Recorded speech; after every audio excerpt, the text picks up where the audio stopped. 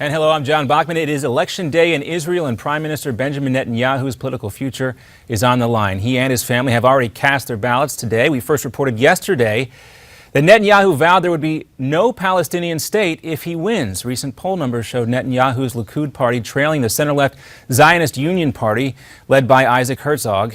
He is promising to revive peace efforts with the Palestinians. In Switzerland, negotiators are back at the table talking about Iran's nuclear program. Secretary of State John Kerry and Iran's foreign minister are leading these talks today. A senior U.S. official says that letter written to Iran's leader by 47 Republican senators now has come up twice in 2 days, but that's an administration official saying that. One official also calls it a new challenge as negotiators try to beat that deadline, which is the end of this month, to reach a deal. And Iran is now reportedly moving heavy weapons into Iraq. The New York Times says missiles, like the one you see on the back of this truck right here, have been shipped in to be used against the fight, or in the fight against ISIS in Tikrit. American military officials say they are worried about civilian casualties if Iraqi forces actually start firing these missiles. And the White House now confirms it is consulting with David Petraeus about the fight against ISIS. He admitted sharing classified secrets with his mistress. The former CIA chief served for years in Iraq while leading the army there and American forces overseas. He is, I think, legitimately regarded as an expert when it comes to the security situation in Iraq. So I think it makes a lot of sense for senior administration officials to, on occasion, consult him for advice.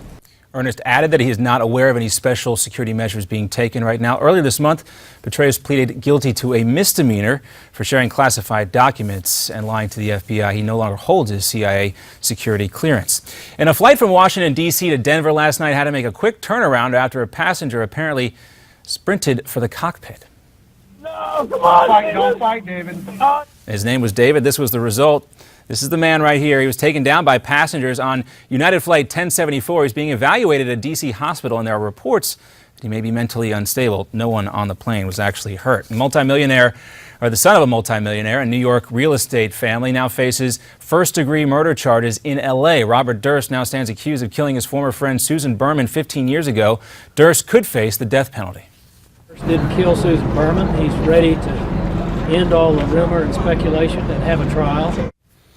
Officers arrested Durst over the weekend in New Orleans. He waived his extradition to L.A., but police say they found him with a gun, so he may face more charges in Louisiana. California prosecutors say he could face the death penalty there, as we mentioned.